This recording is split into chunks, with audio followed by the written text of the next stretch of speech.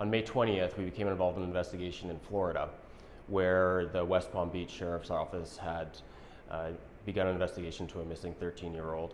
And information from their department led us to believe that our suspect in our investigation that began in March was involved to some degree in that disappearance. We began searching for the suspect, searching for the child as well, not knowing whether or not that child had been abducted, was just run away or missing. There was no information available to the Sheriff's Department or to us that would lead us to believe that one certain incident had occurred. We're extrapolating back through the suspect's career and trying to determine where he worked, what he did, perhaps where he volunteered. If that was a thing he did, we don't know yet.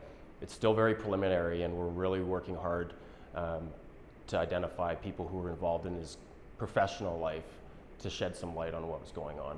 We're dealing with offenses against children.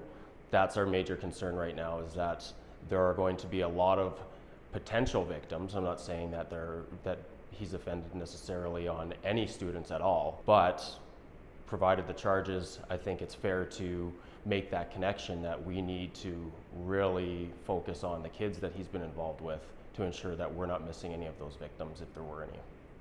Kids with the autism spectrum disorders oftentimes are nonverbal, have different behavioral concerns, and have special needs requirements, which don't always translate into the best reporting circumstances if something is going wrong.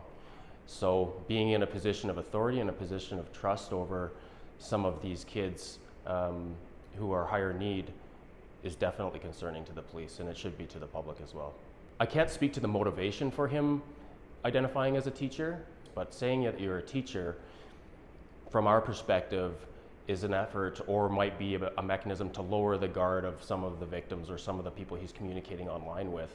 A person in a position of trust and a person who that person might be more likely to share information with.